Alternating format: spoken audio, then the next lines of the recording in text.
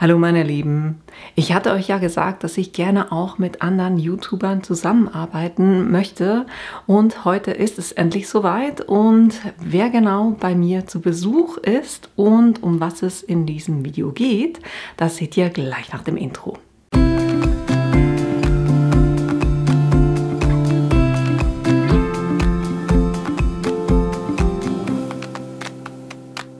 Ich habe von euch ja immer wieder Fragen gekriegt zu den Brother-Plottern und auch die Bitte, ob ich mehr Videos machen würde mit dem Brother-Plotter, aber ich habe ja nur den CM900 und da sind die Möglichkeiten so ein bisschen eingeschränkt und deshalb verwende ich den nicht allzu viel.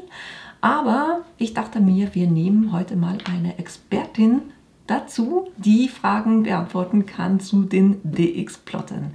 Das ist die Andrea vom Kreativ-Chalet. Hallo Andrea. Ja, hallo Tina, herzlichen Dank, dass ich hier sein darf. Jetzt gibt es sicher viele auf meinem Kanal, die dich schon kennen, aber für diejenigen, die dich noch nicht kennen, magst du vielleicht ein bisschen was über dich und deinen Kanal erzählen? Ja, sicher gerne. Ich bin die Andrea und wie man unverkennbar hört, bin ich auch aus der Schweiz. Und vor über 10 Jahren habe ich begonnen mit dem Plotten, habe da verschiedene Geräte, die ich verwende. Und weil es immer wieder Fragen zu Hilfestellungen gab und ich die auch gerne gebe, habe ich dann begonnen, zuerst mal mündlich, dann schriftlich Antworten zu geben. Und dann hat mich mal jemand gefragt, ob ich nicht ein Video machen könnte. Und so ist dann die Idee mit dem YouTube-Kanal entstanden. Ich habe dann geschaut, wo gibt es schon viele Antworten. Da habe ich gedacht, da muss ich dann nicht auch noch dieselben Antworten bringen. Und deshalb habe ich besonders viele Videos zu den Brother-Geräten, weil hier halt einfach nicht so viele Videos in deutscher Sprache vorhanden sind. Genau. Super. Dankeschön. Ich habe ja, wie gesagt, nur den CM900. Mit welchem Brother-Plotter arbeitest du denn?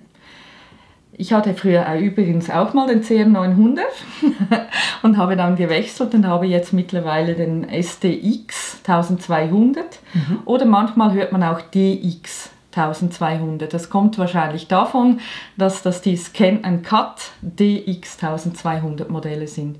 Also wenn ihr von DX oder SDX hört, das ist dann dasselbe.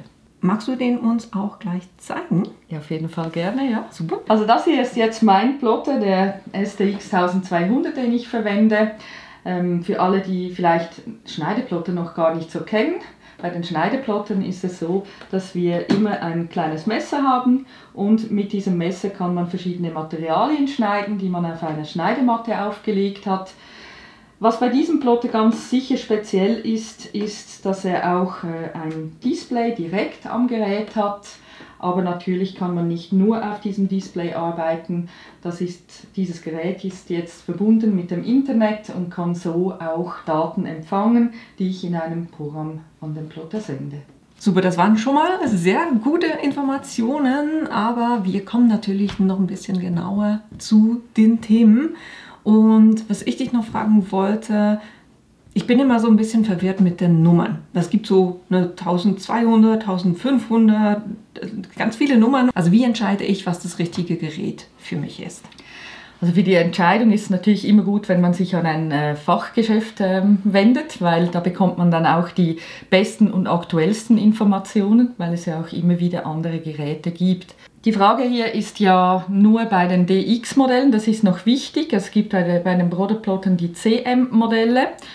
Die CM-Modelle sind alle etwas anders als die DX-Modelle. Bei den DX-Modellen beginnen wir hier bei den DX900 und DX1000.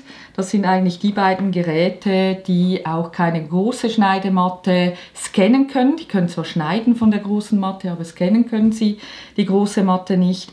Oder dann, man sieht eigentlich, wenn man die Tabelle anschaut, dass man hier nicht so viele Unterschiede hat, aber ein wesentlicher Unterschied ist hier unten dann auch zu sehen, wo man dann über die Stickdateien spricht, weil die Stickdateien, die PES, wenn man die verwenden möchte, zum Beispiel um Applikationen herzustellen, dann funktioniert das mit diesen beiden Geräten nicht.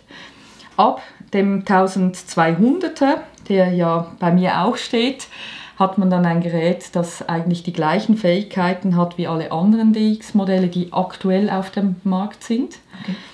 Und da gibt es dann auch wieder den Unterschied mit dem DX 2200, der hat ein D dahinter, das steht dann für Disney, da hat es noch einige Disney-Motive mit drauf.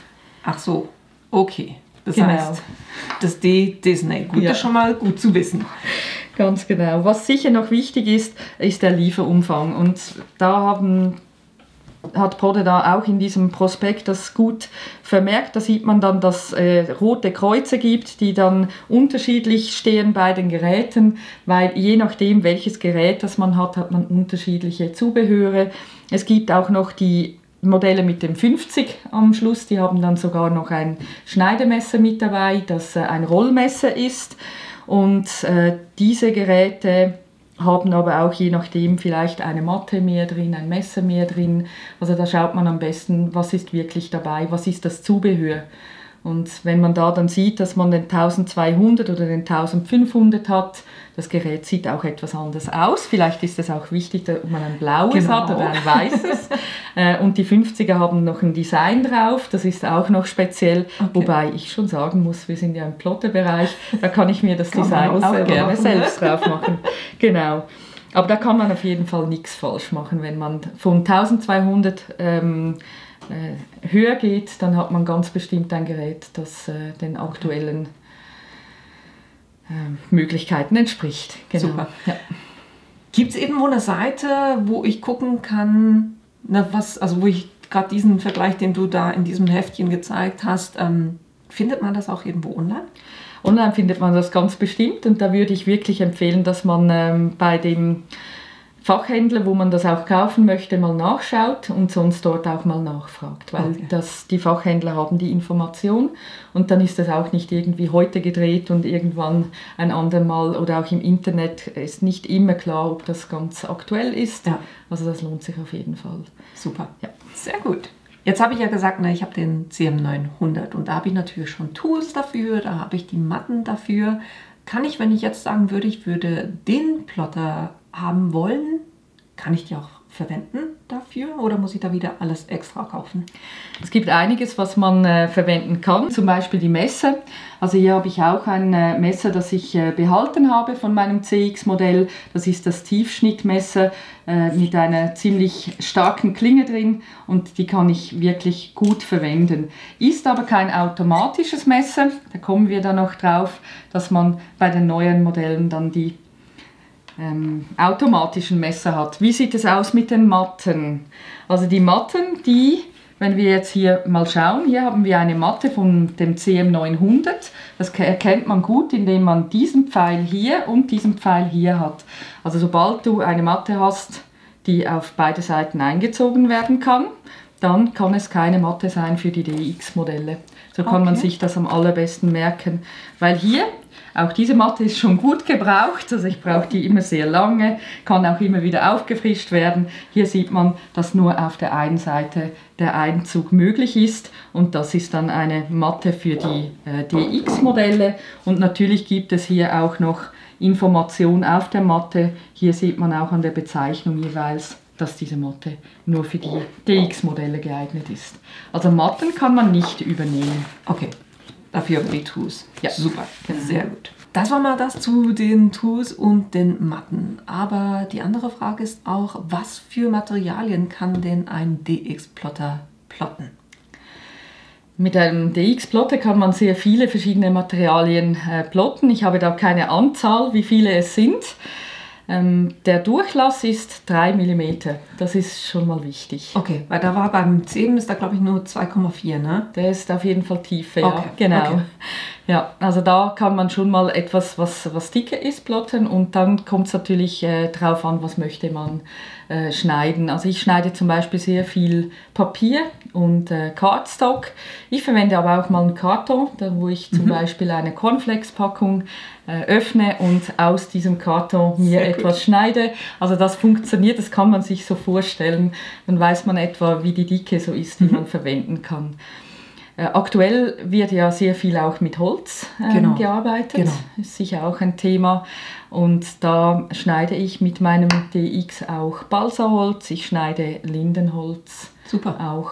Sehr gut. Ja, und da muss man halt dann auch aufpassen von der Dicke her, dass man da wirklich ein Holz, das für die Plotte geeignet ist, dann nimmt. Wunderbar, sehr gut. Das heißt, auch hier können wir mit Holz arbeiten. Das ist für mich immer wichtig, weil ich liebe es, so Holzschilder zu machen, wo ich dann noch was drauf machen kann. Super. Was sicher noch dazu gehört zu den Materialien, ist das Stoffschneiden. Stimmt, das ist auch etwas, was wir nicht vergessen dürfen, weil das wird auch sehr häufig geschnitten. Und da gibt es für diese Geräte sogar extra Rollmesser, dass man auch dickere Stoffe, ich schneide Moosgummi, ich schneide Filz, natürlich die ganzen Materialien, die man kennt, das ist so diese Vinyl-Klebefolien, dann kann man auch die T-Shirt-Folien natürlich schneiden, wo man dann nicht ganz durchschneiden kann, da kommen wir noch drauf. Auch, genau. Ja. Genau. Also da geht sehr, sehr viel. Ich versuche meistens auch mal.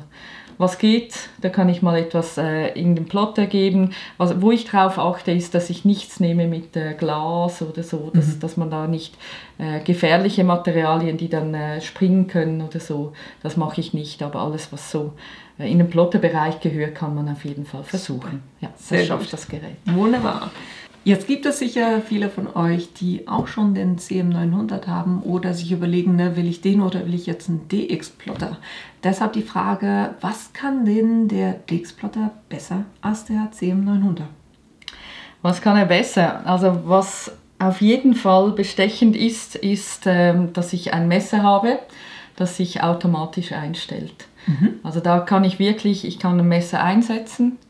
Und am Plotter sage ich nur noch, ob ich ganz durchschneiden möchte, wie ich das zum Beispiel bei Papier mache, bei Karton, oder ob ich eine Folie schneide, wo das Trägermaterial ganz bleiben soll. Dann setze ich auf Halbschnitt.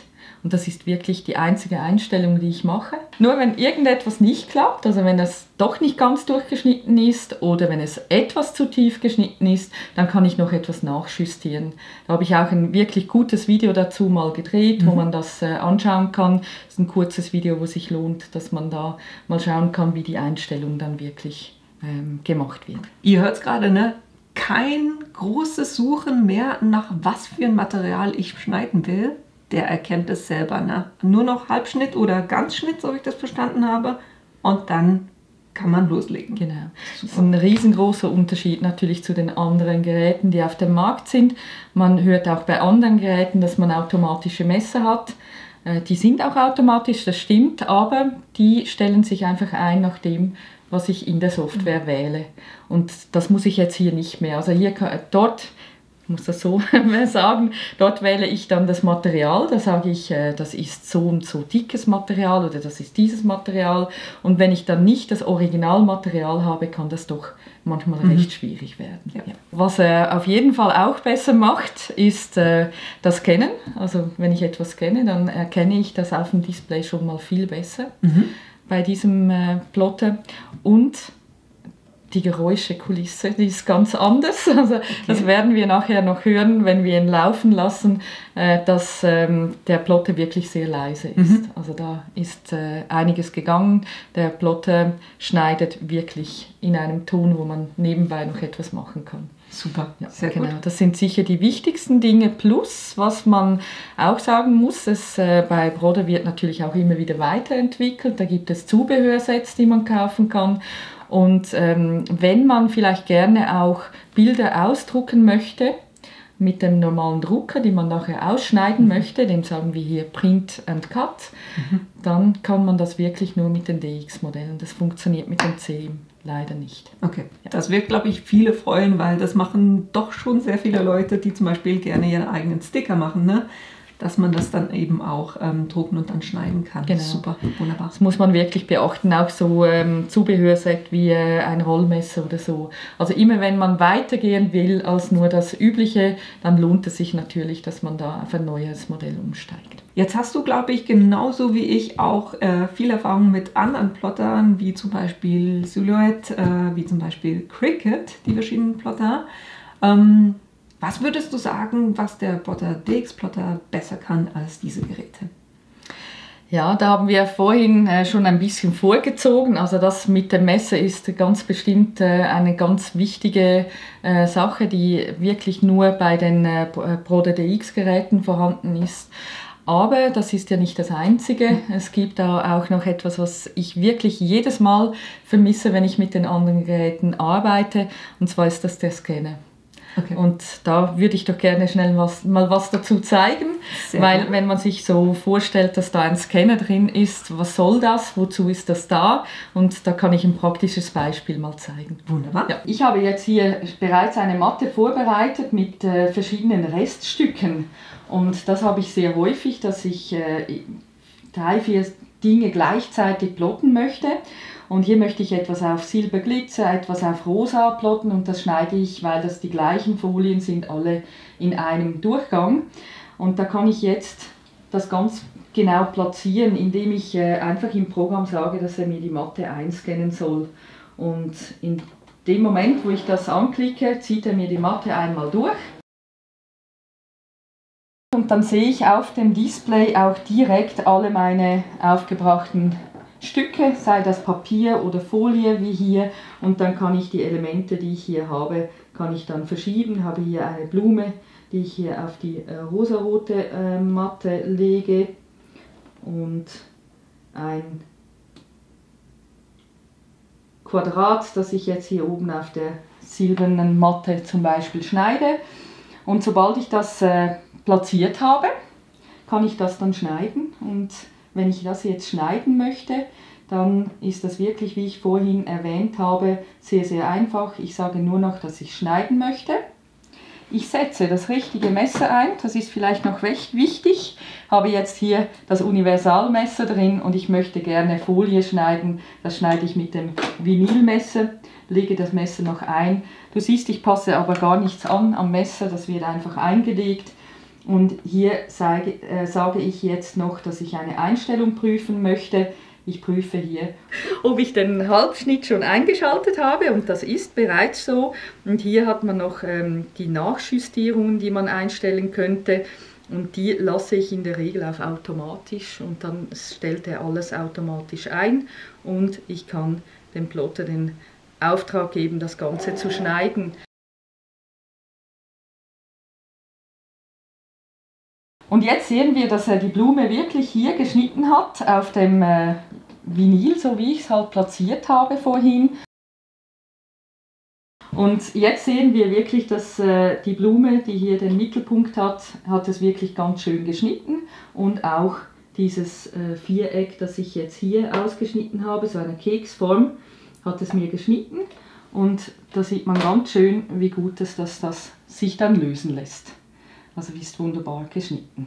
Jetzt hat man noch gesehen, dass neben dem Messer und dem Scannen auch der Vorteil da ist, dass ich da wirklich ein Display habe am Gerät. Das schätze ich auch sehr, dass ich da mal einfach beim Kartenbasteln zum Beispiel mich hinsetzen kann. Ich habe über 1000 verschiedene Motive in meinem Plotter bereits drin. Also auch wenn ich vielleicht nicht so PC-affin bin und gerne mal ohne den PC arbeiten möchte, kann ich mich hinsetzen und brauche da eigentlich gar keinen PC zu verwenden. Das finde ich auch etwas, was ich sonst jeweils vermisse. Also ich finde es ja schon krass, wie leise das Gerät ist. Also ich weiß nicht, ob ihr es auf der Kamera hört, aber man hört eigentlich nichts. Also das ist schon krass im Vergleich zu einem zum Beispiel Silhouette-Plotter, wo es die ganze Zeit so dieses Klack, Klack, Klack, Klack macht und dann beim Schneiden auch einen Riesenlärm. Also Hammer. Ich finde es Hammer. Also ne?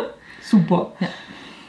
Das schätzen bei mir zu Hause auch alle, dass wenn das Gerät läuft, dass man da nicht gestört ist. Ich habe lange Zeit im Wohnzimmer geplottet und da hat dann die Familie schon gesagt, es ist eine Erleichterung, wenn ich noch am Abend express eine Karte dann nachbasteln wollte oder so. Ja. Super, sehr gut. Jetzt hatten wir so ein bisschen die Vorteile, ne? Gibt es denn auch Sachen, die du vermisst an diesem Plotter im Vergleich zur Silhouette oder dem Cricut-Plotter?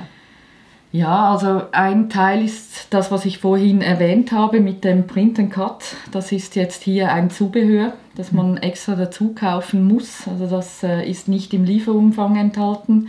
Das ist bei den beiden anderen ist das wirklich schon dabei. Da habe ich im Programm das drin, dass ich das verwenden kann.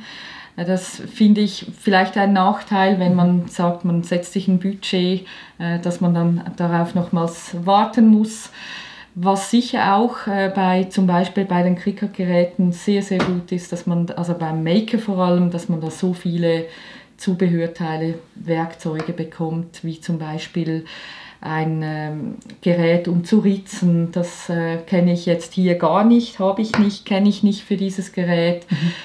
Das sind so diese Feinheiten, die mir dann da etwas fehlen. Es gibt zwar auch Zubehör, ich habe zum Beispiel auch hier ein Rollmesser dazu, da ist aber immer wichtig, da kauft man dann in der Regel nicht nur das Messer, sondern man kauft wirklich ein Zubehörteil mit einem Programmteil, der dann wieder dazu kommt.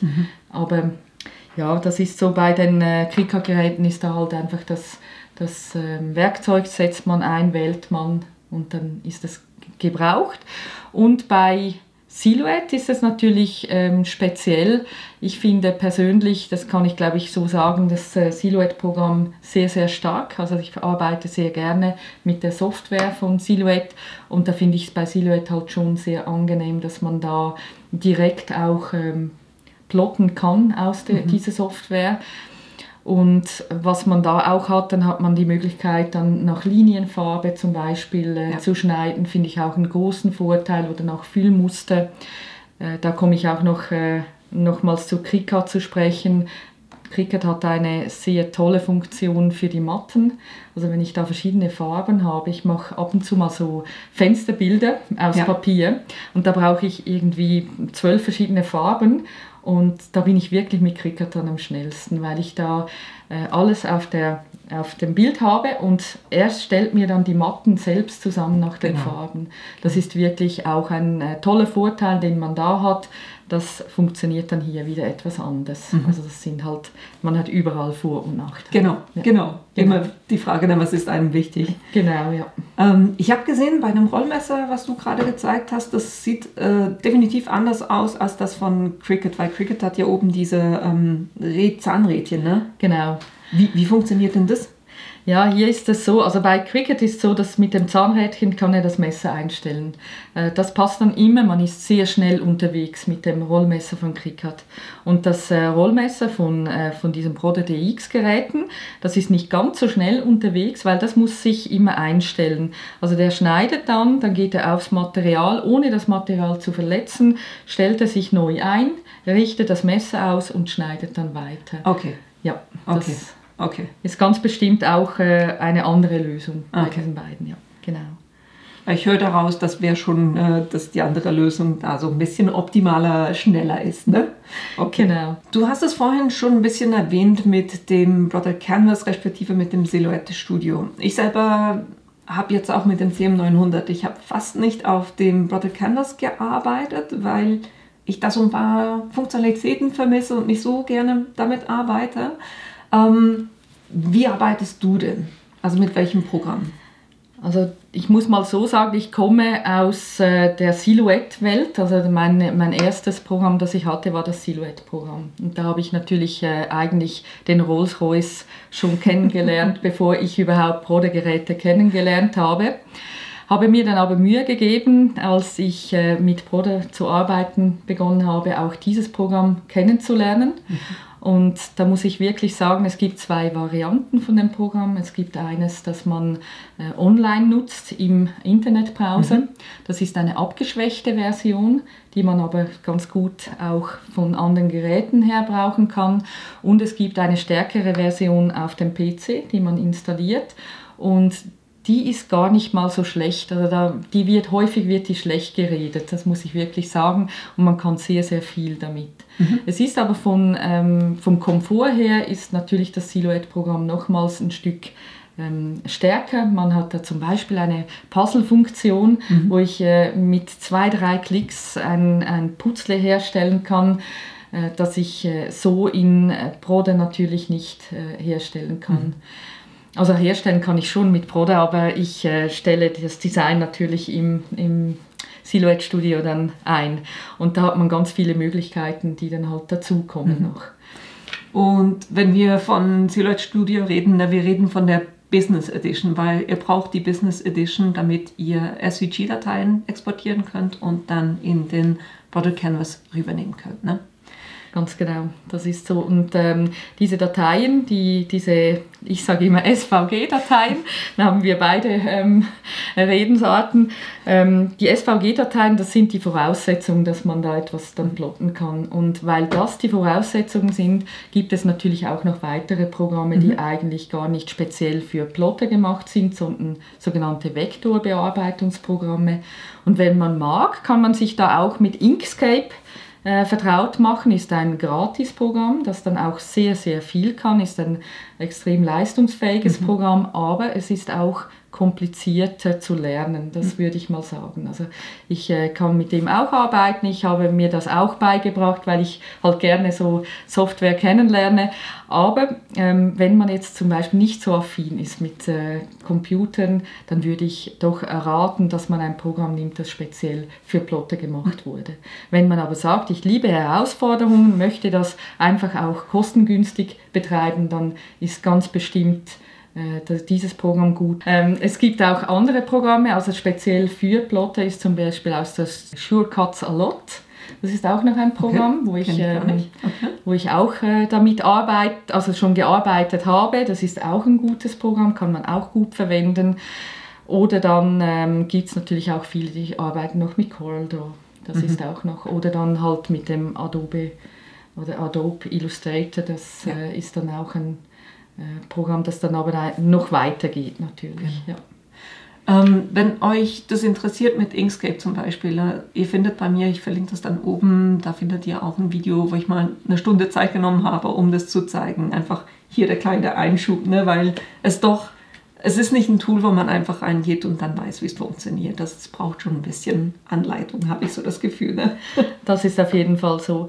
Und wenn man vielleicht ein iPad hat, gibt es ja da ein Programm, das in den letzten paar Jahren steil an Usern gewonnen hat. Das ist das Procreate, was man für ganz viel nutzen kann. Ist ein Zeichnungsprogramm, das aber noch viel mehr kann als nur Zeichnungen aufnehmen. Aber das ist auch ein Programm, das ich sehr gerne nutze im Zusammenhang mit den Plottern, wo man dann wirklich auch eine Zeichnung machen kann. Also wenn man zum Beispiel auch, vielleicht ein kleiner Tipp, mit Kindern etwas machen möchte, kann man natürlich jetzt mit diesem Plottern ja auch bequem eine Zeichnung erstellen lassen auf Papier, dann einscannen und das verwenden.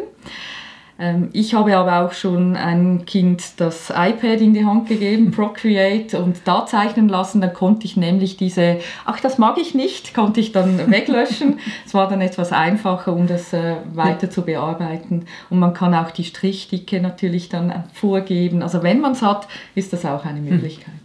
Natürlich, ne, wenn ihr Procreate verwendet. Procreate ist pixelbasiert, nicht vektorbasiert. Das heißt, da müsstet ihr dann die Bilder wieder umwandeln, dass ihr wirklich Vektordateien habt. Oder ihr verwendet das fürs Printen Cut, ne, drucken, dann schneiden. Da kann man es auch verwenden. Genau, und wenn man es halt umwandeln möchte, dann ist es am einfachsten auch, je nachdem welches Programm das man verwendet. Und da könnte man jetzt auch wieder dieses Silhouette Studio hervorheben, weil das hat eine exzellente Nachzeichnungsfunktion. Da kann man eigentlich fast jede Zeichnung, sogar nach Farben, nachzeichnen. Ja. Aber ihr seht, ne, ihr seid nicht auf den Brodder Canvas beschränkt. Also ihr müsst es natürlich, um den Plotter nutzen zu können, braucht ihr den Brodder Canvas. Also ihr arbeitet mit den Dateien, die auf dem Plotter selber drauf sind, mit dem Display. Aber ansonsten das Bearbeitungsprogramm ist schon der Brodder Canvas. Aber ihr habt natürlich andere Quellen, die ihr hinzufügen könnt, um da eure Dateien reinzuholen. Ne? Genau, das Brodder Canvas braucht man, wenn man elektronisch die Datei vom PC auf das Gerät übertragen möchte.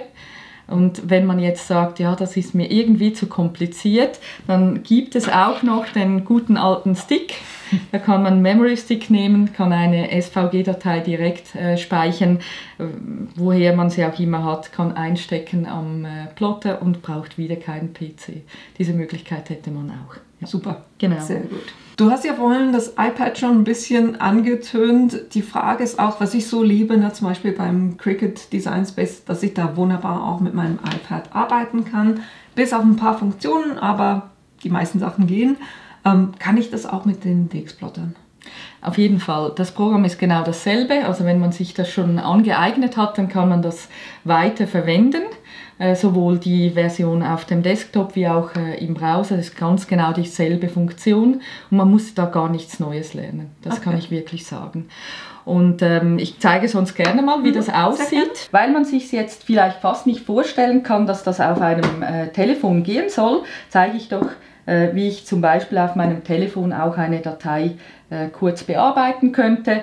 Ich habe hier verschiedene Möglichkeiten von Text, den ich verwenden könnte, oder ich hätte auch die Möglichkeit, da einfache Formen zu verwenden. Ich habe alle meine Dateien, die ich hier drin gespeichert habe, die ich verwenden könnte. Und so habe ich dann auch hier, wenn ich jetzt so einfache Formen nehme jetzt hier mal einen Kreis und ich setze auch noch ein Dreieck dazu. Dann schließe ich hier diese Bearbeitung, dann habe ich diese beiden Formen auf der Schneidematte, wie man hier sieht, und dann könnte ich hier weiter bearbeiten. Ich gebe dem mal eine Farbe, damit man da auch sieht, was ich hier bearbeite. Da gebe ich hier noch eine andere Farbe, dass man das gut beobachten kann. Jetzt habe ich hier die Linienfarbe noch verändert, so, und jetzt habe ich hier diese beiden Dateien oder diese beiden Formen und hier habe ich dieselben Möglichkeiten wie in der Software, wo ich jetzt diese beiden auch verschmelzen könnte, ausrichten könnte. Also da gibt es ganz viele verschiedene Funktionen, kann ich ausrichten, damit die schön übereinander liegen. Ich kann die zusammen schweißen auch, damit ich dann nur noch eine Form habe. Habe ich hier so einen kleinen Baum zum Beispiel und wenn ich den jetzt schneiden möchte, dann kann ich den direkt von hier, kann ich sagen, dass ich das speichere, diesen Baum hier herunterlade und da kann ich jetzt meinen Plotter anwählen und er schickt das nicht an meinen Plotter, sondern in eine Cloud im Internet und jetzt können wir an den Plotter wechseln und mal schauen, ob wir diesen Baum auf dem Plotter auch wieder finden. Also, ich bin jetzt schon wieder an meinem Plotter. Mein Baum im entferntesten Sinn möchte ich jetzt abholen und hier kann ich dann einfach sagen, dass ich hier Daten abrufen möchte. Hole die aus dem Internet ab. Und wenn alles richtig läuft, haben wir jetzt hier unseren Baum drauf. Ich habe natürlich noch die Matte von vorhin, die ich gescannt hatte. Jetzt könnte ich jetzt hier, weil ich weiß, wie groß meine Flächen sind, die ich brauchen kann, könnte ich jetzt hier einfach die Größe noch anpassen von diesem Bäumchen, dass das kleiner wird, von diesem Bäumchen. So. Und dann könnte ich das hier platzieren.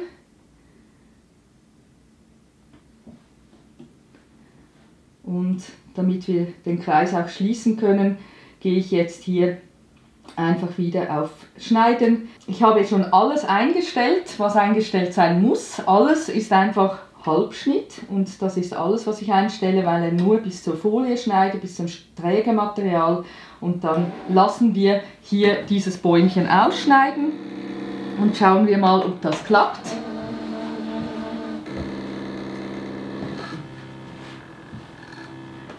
Das Messer hat sich jetzt eingestellt und jetzt wird der Baum geschnitten. Und wenn wir den jetzt hier rauslösen, dann sehen wir, dass ich ihn ziemlich knapp platziert habe, aber er passt. Und schon haben wir diese Figur, die wir vorhin auf dem Telefon gesehen haben, haben wir jetzt als Klebedatei, die man verwenden kann. Wunderbar, das heißt also, ich kann auch mit dem iPad und mit dem iPhone arbeiten, aber Frage, funktioniert das auch mit Android-Geräten? Ja, das ist nicht von den Geräten abhängig, weil ich mich da im Internet befinde. Da habe ich einen Internetbrowser, den ich verwende. Das kann Safari, Firefox, Chrome sein. Und dort starte ich dann einfach den Link. Also ich wähle wirklich nur, bei Google gebe ich Canvas Workspace Brother ein und dann komme ich auf den Link und öffne das dort. Also ich habe keine App. Mhm. Okay, genau. Deshalb funktioniert es wunderbar. Da werden sich ein paar drüber freuen. Ne? Jetzt, als ich den Brother Plotter verwendet habe, dachte ich immer so, es hat relativ wenig Designvorlagen drin, wenn ich das vergleiche mit dem Silhouette Store oder mit dem Cricut Design Space. da hatte ich nur so wenige Vorlagen. Wie arbeitest du denn? Na, wo nimmst du deine Dateien her? Also in der Tat zeichne ich sehr viele Dateien selbst und erstelle viel selbst, damit ich mein individuelles Produkt habe. Ist natürlich auch so, dass auch ich eine von denen bin, die im letzten Moment manchmal noch eine Karte oder irgendwas erstellen möchten. Und das ist dann der Moment, wo ich nicht mehr selbst zeichnen kann. Wo gehe ich dann hin? Ich habe schon erwähnt, dass ich mit dem Silhouette Studio arbeite. Natürlich habe ich da auch eine Verbindung in den Store. Da drin kann man mit Abo oder auch ohne Abo kann man schnell eine Datei kaufen. Die sind auch nicht so teuer. Ich weiß, was es bedeutet, so eine Datei herzustellen. Und von daher finde ich die Preise wirklich echt fair, die da drin sind. Da kann ich das von da herunterladen, auch direkt als SVG-Datei. Und dann kann ich das verwenden. Natürlich bin ich nicht an so einen Store gebunden. Also wenn ich jetzt irgendwo Emma Pünktchen toll finde zum Beispiel, weil sie so schöne Dateien macht, dann kann ich auch von ihr die SVG-Dateien kaufen, kann die runterladen und verwenden. Da kann ich auch direkt auf den Stick und dann in den Plotter und das so brauchen. Also bin ich völlig frei.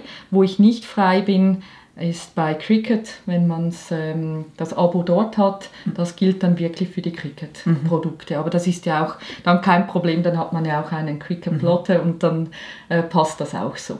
Sehr genau. Ich sehe, wir arbeiten da ziemlich ähnlich. Hier vielleicht auch nochmal der Hinweis, weil viele wissen das gar nicht, ne? Wenn ihr Dateien kauft irgendwo, die sind für den privaten Gebrauch. Ne? Das ist nicht dafür gedacht, dass ihr da dann Sachen damit verkauft. Ne? Immer wichtig zu beachten.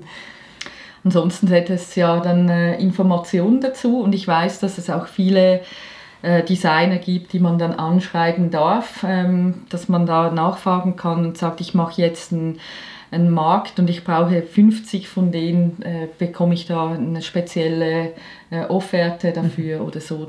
Meistens lassen die Designer mit sich reden für solche Angelegenheiten. Ja. Gut zu wissen. Wenn jetzt jemand das Gefühl hat, das ist genau der richtige Plotter für mich oder zumindest irgendwas aus der DX-Serie raus, was würdest du empfehlen, was man da so als Einsteigerpaket brauchen würde? Beim Einsteiger, also wichtig ist mal, dass man das richtige Gerät mal wählt. Wenn man sich jetzt für einen DX-Plotter entscheidet, haben wir ja zu Beginn gehört, dass es solche gibt, die das Rollmesser zum Beispiel schon dabei haben. Also das mit dem Lieferumfang ist sicher wichtig. Schau doch, ob dir das Gerät gefällt, finde ich schon auch noch wichtig, ob das Gerät auch fürs Auge passt und dann die Zubehör, die schon dabei sind. Jetzt unabhängig von dem, was schon dabei ist, würde ich unbedingt das hier empfehlen und zwar im Doppelpack. Also das sind jetzt zwei verschiedene Stiftehalter, die wir hier haben. Ich kann nämlich, hier habe ich so einen Copic Multiliner, den ich vielleicht verwenden möchte, um etwas zu beschriften auf einer Karte. Und den könnte ich jetzt hier einfach in diesen Stiftehalter einfügen. Meist lege ich hier noch einen Teil vom Material darunter, damit ich sehe, dass das auch den richtigen Abstand hat. Halte den fest und jetzt kann ich den schon in den Plotter einlegen. Und so habe ich die Möglichkeit, verschiedene Stifte zu verwenden. Und wenn man mit Papier gerne arbeitet, dann finde ich, ist das unbedingt wichtig, dass man einen Stiftehalter hat, wo man alle Stifte verwenden kann. Denn beim Plotter dabei ist häufig das hier als Stiftehalter. Das ist auch ein Stiftehalter, wo man die kleinen Stifte einfügen kann, die dabei sind. Da hat man aber nicht viel Auswahl und meistens hat man ja ganz tolle vielleicht Glitzerstifte, Gold und Silber und das kann man ja aus dem Drucker so nicht bekommen und darum ist ganz toll, wenn man das mit dem Plotter machen kann oder auch auf Materialien, die man gar nicht in einen Drucker reinbekommt, wie ein Karton, kann man dann wirklich etwas schreiben. Also wenn man auch mit Papier arbeitet, ist das für mich fast Pflicht.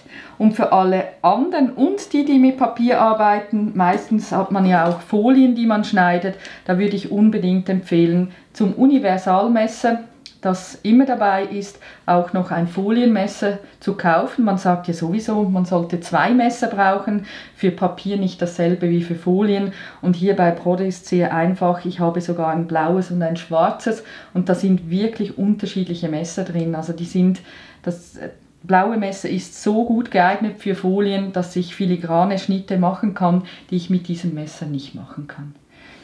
Also das ist auf jeden Fall immer eine Ersatzmatte, kann auch mal etwas schief gehen, das würde ich auch mir zulegen. Ansonsten braucht man eigentlich bei diesem Plotter nur noch das Material, das man schneiden möchte, und dann passt schon.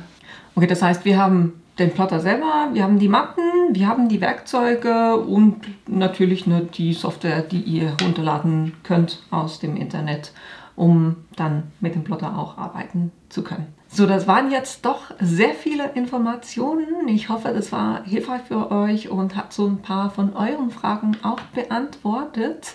Danke, Andrea, dass du hier warst heute.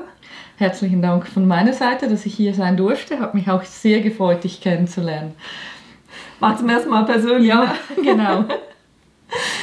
Ich an meiner Stelle überlege mir tatsächlich, ob ich meinen CN900 ersetzen werde und mir ein DX-Gerät kaufen werde, weil es hat mich schon so ein bisschen das hat bei mir schon so ein bisschen das Interesse geweckt.